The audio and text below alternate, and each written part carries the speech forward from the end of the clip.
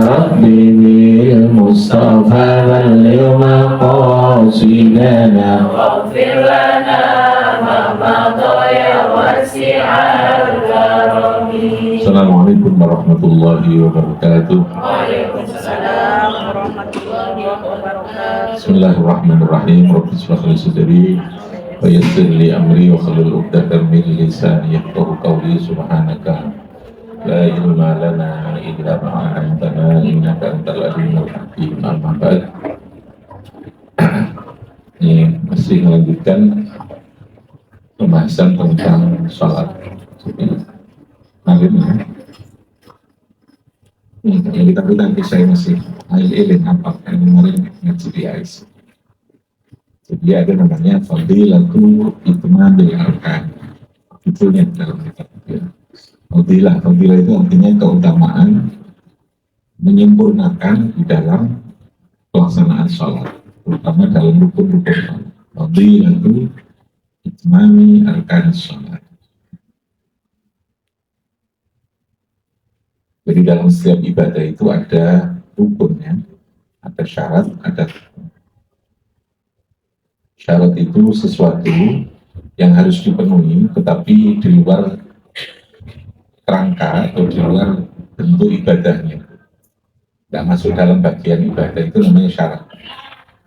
Kayak wudhu itu menjadi syarat sahnya sholat, tapi wudhu ini di luar solidas sholat, tidak menjadi bagian dari sholat. Itu namanya syarat. Menutup aurat ketika sholat, mau sholat, ya, menutup aurat ketika mau sholat, itu syarat. Solidas sholat, sesuatu yang keberadaannya di luar ibadahnya itu sendiri, di luar sholat. Haji itu syaratnya wajib kalau punya biaya. Biaya itu kholija hajinya itu di luar haji. Nah kalau rukun itu kebalikannya, rukun itu di dalam kerangkanya itu, ya. Jadi komponen yang masuk di dalam, makanya bentuk ibadah itu ya rukun itu, gitu ya. Bentuk ibadah itu ya, bentuk sholat itu apa ya, mulai dari takbir, rukuk, sujud, itu bentuk sholat. Sholat itu apa ya, ya rukun itu menjadi bentuk yang membuat sesuatu bisa disebut sholat itu rukun itu. Bangunan itu bisa dikatakan rumah ketika ada rukun rumah. Mulai dari cagaknya ini untuk membedakan dengan bentuk bangunan lain kayak macam gazebo, makanya ya bedanya itu di beberapa rukun yang harus ada. Jadi syarat juga harus ada, rukun harus ada untuk menyebut sesuatu itu ya. Untuk mengatakan rumah, maka rumah itu ada rukun, paham ya? Untuk mengatakan bahwa ini sekolah itu harus ada rukun, paham ya? Ada rukun. Yang harus ada itu namanya rukun. Yang masuk di dalam apa? Bagian dari sebuah ibadah itu atau dari sebuah nama yang kita sebut itu, ya, apa saja. Namanya baju itu punya nama itu pasti punya rukun. Dia kita katakan baju ketika dia memenuhi persyaratan, ya baju. Bedanya kalau kita umpamanya kemulan bukan baju, beda sudah. Karena di situ ada rukun, paham ya? Nah rukun ini melekat menjadi bagian yang ada di dalam dakhil sholat, dakhil ibadah ada di dalam. Maka rukun menjadi keharusan yang harus dilakukan agar supaya kita dinyatakan telah melakukan atau membuat namanya sesuatu. Jadi bedanya itu tadi. Kalau syarat di mana? Di dalam atau di luar? Khorijal ibadah, ya, syarat itu. Tapi dia menjadi penentu, gitu ya, menjadi penentu. Yang kedua ada namanya rukun. Kalau rukun apa? Dakhilal ibadah. Apa namanya? Khorij dakhil. Belajar bahasa Arab ya. Khorija di luar. Khorijun di luar. Dakhala masuk, dakhilun sesuatu yang ada di dalam. Kalau dakhilun itu dakhilun dari di dalam. Oke. Nah rukun di dalam sholat itu harus memenuhi ism. Semuanya harus memenuhi ism tadi. Sesuatu itu kan ada nama itu ada kriteria. Ketika dikatakan dalam sholat kamu harus rukuk itu menjadi rukun, berarti kan harus ada ukuran. sesuatu dikatakan rukuk itu apa, gitu ya. Paham ya? Maka orang akan dikatakan telah melakukan rukun itu bila mana yang Anda lakukan sudah sesuai dengan kriteria nama itu. Paham ya? Ada nama. Kalau contoh Anda ketika diwajibkan zakat beras, beras itu kan nama. Beras itu berarti kan bukan jagung, ya. Beras itu berarti bukan kedelai. Ada nama makan namanya beras, ya. Bahan makanan namanya beras. Ada kriteria. Al-ism namanya itu. Ism itu nama. Nama pasti punya definisi, punya kriteria, gitu. Nah, orang akan dikatakan memenuhi rukun itu kalau sudah memenuhi kriteria di dalam nama itu. Paham ya? Nah, cuman pemenuhan itu kan mesti ada tingkatan-tingkatan. Beras itu ono sing api, setengah api, ono sing elek, kan gitu. Tapi kalau selama masih beras itu sah, karena sudah memenuhi ism. Anda zakat dengan beras yang jelek, sah. Tapi gajarannya ya elek, bisa. Namanya juga beras elek. Nah, di situ nanti itmam itu ya. Tingkat kesempurnaan itu pada tingkat pemenuhan isem itu apakah dalam batas yang maksimal atau setengah maksimal atau dalam batas minimal sah. Nah, Anda beli dikatakan baju apa wae ya sudah baju meskipun murah, ya kan? Tetap namanya baju. Bahkan mungkin meskipun copet ada yang copet tetap dinamakan baju alisem. Sehingga kalau Anda dikatakan belikan baju ya kamu beli baju apa saja ya sah. Paham ya? Tapi dan ukuran semua api kan beda, gitu ya. Berikan yang baik kan.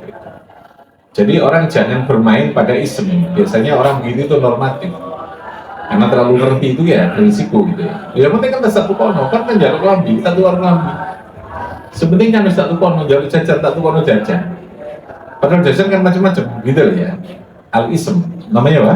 Al-ism. Nah, kriteria fikih itu normatif itu kalau masih dalam nama itu sah. Anda ketika rukuk pokoknya bisa dikatakan rukuk meskipun kalau kasarnya rukuk tidak sempurna sah. Tapi itu sholat yang fadilahnya, keutamanya tentu sangat kecil. Jadi dalam setiap melakukan sesuatu di sana ada tingkat keutamaan yang harus dimaksimalkan. Di situ satu dalam hal yang menyangkut tentang kriteria isem tadi, pemenuhan kriteria dari sebuah nama ibadah atau perbuatan yang ditentukan itu diusahakan semaksimal mungkin, notok nosing sapi mungkin. Biasanya yang menurutku artinya mesti api. Orang ketika melakukan sesuatu ibadah dengan memenuhi tingkat standar isem tadi yang tertinggi, maka biasanya teko artinya panjang mesti api. Gitu. Nah mungkin orang masak atau orang melakukan tugas yang sempurna hatinya tidak sempurna. Indikasinya itu dari sesuatu yang dia lakukan. Paham ya? Nah, maka sekali lagi ketika kita melakukan suatu ibadah atau melakukan tugas apapun, melakukan pekerjaan apapun ya, maka usahakan pada tingkat yang maksimal, jangan dalam minimal yang penting pokoknya kan wis sesuai nama kan seperti yang dikatakan itu tidak. Orang yang tidak perfect ya. Orang yang tidak mau melakukan sesuatu secara maksimal, secara penuh, secara hatinya. Biasanya orang ini gak hati. Dia sholatnya dengan hati itu baru bisa maksimal, karena dia menikmati. Bagaimana menikmati kalau hatinya tidak, kan tidak mungkin. Dia menikmati rukuknya, menikmati sujudnya, maka dia merasa kehilangan. Kok tiba-tiba sudah salam ya? Kok cepetan saya sholat? Tapi kualian di sini kayaknya. Tenang itu sholat. Oh gak mari-mari ya, mengenai pengeran disambi aja pikirannya sono ini ono itu gitu. Ada kesempurnaan. Makanya dalam hadis itu dikatakan sholat itu setiap hari itu dilaporkan pada Allah. Sholat itu setiap hari dilaporkan arojat ya. Arojat itu digomunggah mi'araj. Arojat itu sholat ila rabbiyah, dilaporkan, kamu sholat itu dilaporkan. Bahasanya menggunakan bahasa manajemen dalam sebuah organisasi, ada pelaporan. Bahasa hadis itu arojat.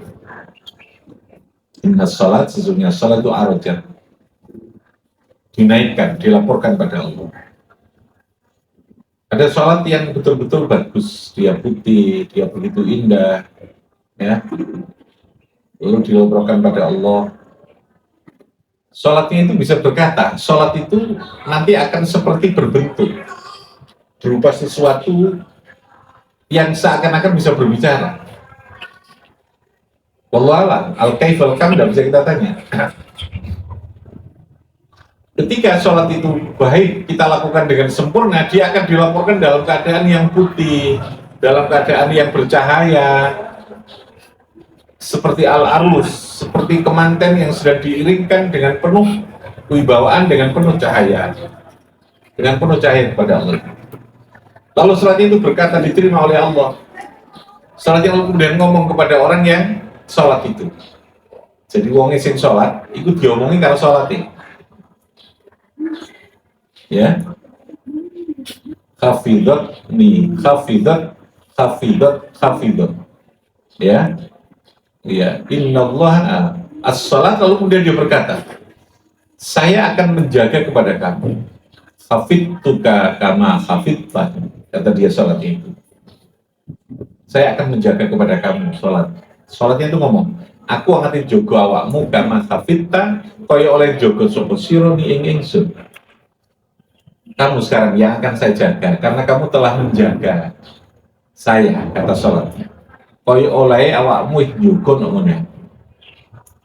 Hafid tuka kama hafid tan. Hafid tu jogo sopo ingsun ka injiro. Siro itu sing apa? Salah. Soalnya bilang ya. Hafid itu saya menjaga. Saya ini saya sholat. Ngomong kepada orang yang sholat itu. Kama hafid tani kaya oleh jogo. Kama hafidta kaya jogo sopo siro ni ing ingsun, seperti kamu menjaga saya ketika sholat.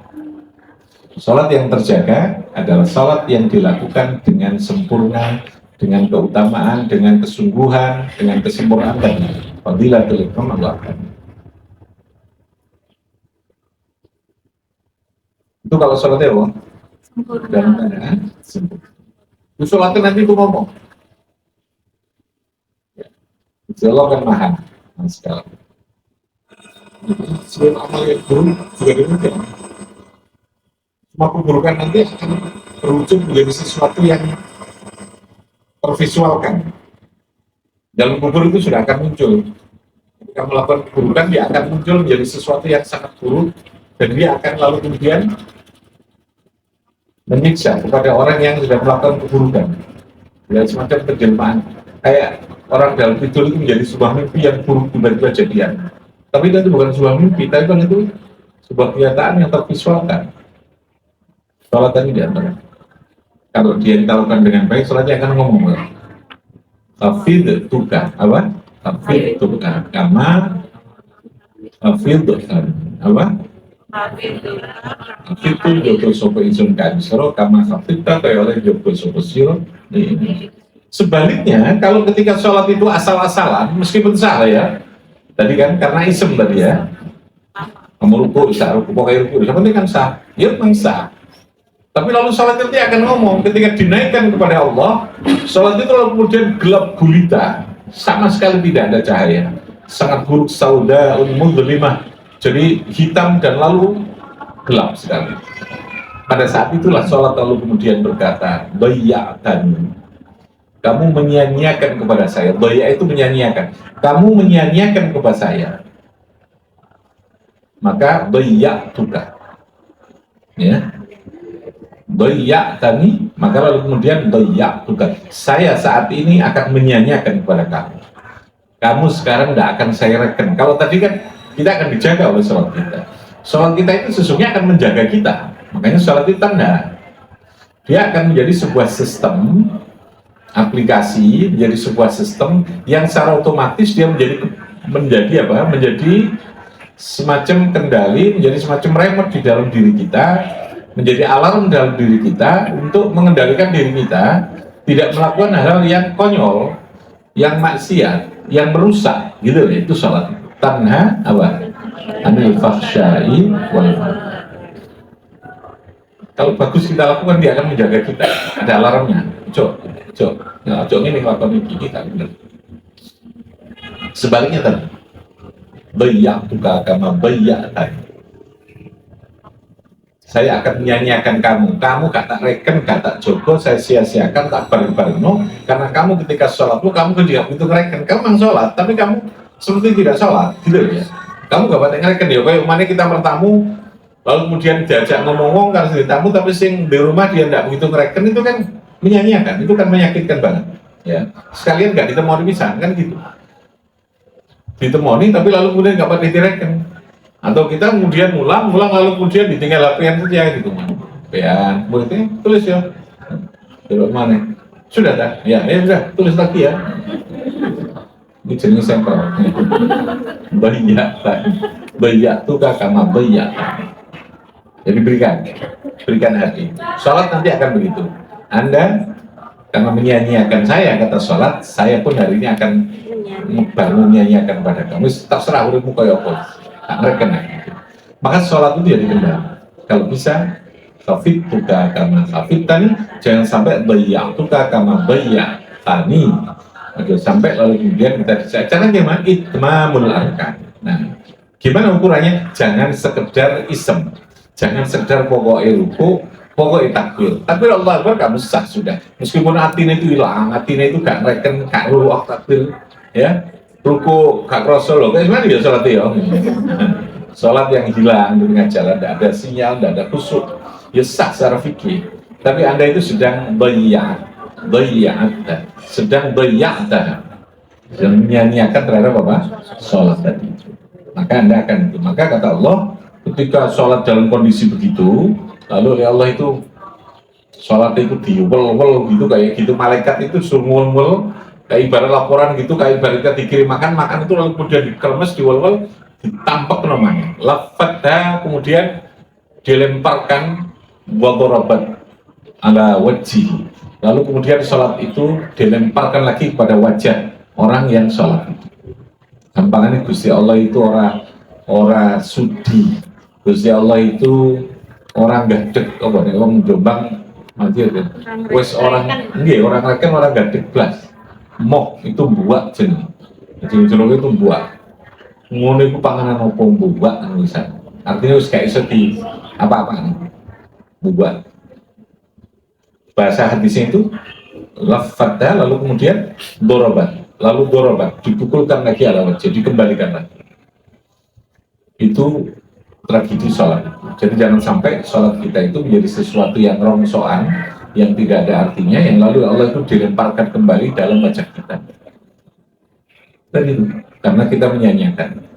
Jadi lakukan sholat dalam batas yang maksimal gitu ya. Doa harus terlalu lama banget tidak, tapi nikmati. Sholat itu dinikmati lalu kemudian dikhusyuk. Kalau kita tidak bisa, kita mengkoreksi. Ojo-ojo Gusti Allah sekarang sedang marah dengan saya, kok tidak mau saya temui ya. Sholat itu karena bertemu dengan Allah. Kalau Allah tidak mau ya saya ajak dialog. Kenapa sholatku kok kemudian tiba-tiba saya sulah sekali untuk khusyuk? Berarti ada sesuatu.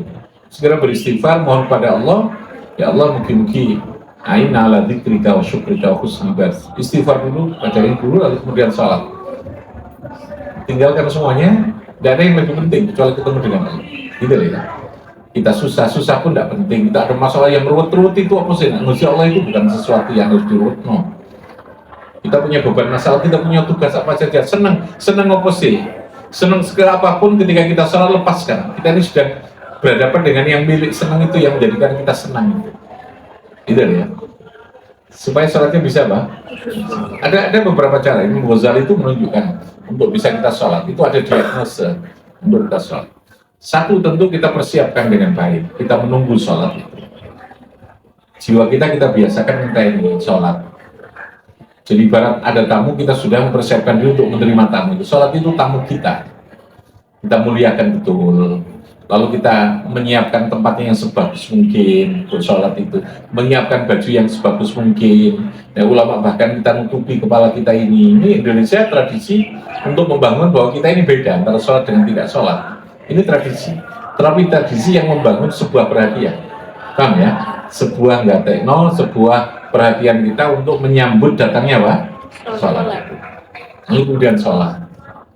Diusahakan kita sholatnya berjamaah, karena itu dianjurkan, ya, di masjid. Ini Allah sudah menghitung semua tata langkah Setelah itu semakin banyak, semakin panjang dia punya nilai. Ini jadi saksi gitu ya. Setelah itu kita indidor. Karena bainal adzanain ya. Bainal adzanain itu mustajabah. Antara adzan dan iqamah itu salah satu waktu yang sangat spesial. Ya. Karena ada beberapa waktu spesial. Di antara waktu spesial itu apa? Bainal adzan wal iqamah. Apa?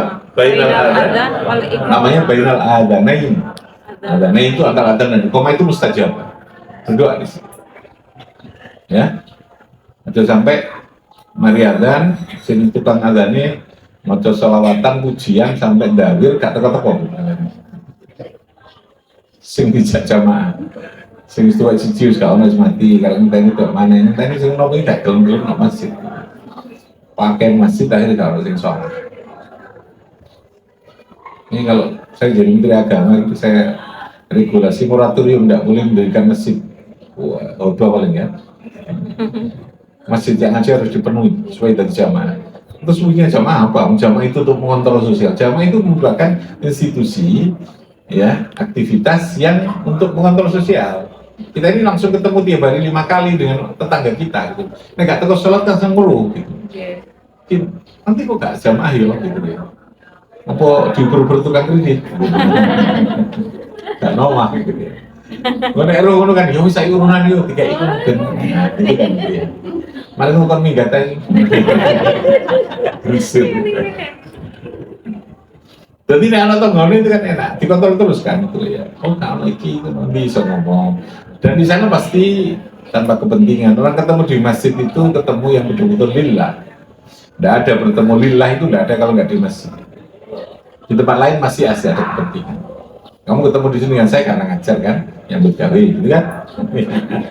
Berjuang kalau tidak gitu ya. Kita ketemu ini karena ada kepentingan. Ketemu di sholat itu pasti dengan hati yang bening yang bersih. Di situ orang akan bertanya, boleh itu. Di situ ada doa bersama, ada saling mendoakan, ada saling. Sayang masjid kita ini hanya menjadi kebanggaan dan menjadi foto dalam kalender, menjadi selfie-selfiean api gitu, kami rekreasi. Malah sing digedekno saiki kopinya, hidungnya gitu ya, kayak gini kayak fasilitas ini ngopi tak? Mari mulai, mulai. Jadi kalau bisa gitu, ya. Jadi harus kita siapkan dulu ya. Namanya sholat kudusin terang ya Allah, alhamdulillah, sholat lagi ya. Supaya khusus bagaimana Anda jangan berpikir, jangan terlalu pede bahwa nanti kamu bisa sholat lagi. Kepedean wong itu ya api. Gimana supaya kusuk? Kasolati muwaddi kata Nabi itu. Supaya sholat itu kusuk, jadikan sholatmu itu sholat akhir sholatiku, akhir dari sholatmu. Karena Anda jangan terlalu yakin apakah nanti saya bisa sholat lagi atau tidak. Ya, kecuali kamu kelihatannya takut ngeri ya. Nek kamu sholatnya begitu ya Allah. Ini sholat, ini sholat tua terakhir ya, sholat singkuh. Sholat tua terakhir ya Allah. Anak aku lebih cili ya Allah. Jadi pangeran apa sih kalau mikir itu mulai. Aku pangeran konbian yo. Udah biasa masih ngurus gitu ya. Seringkali kadang kita terlalu merasa sok penting. Gitu.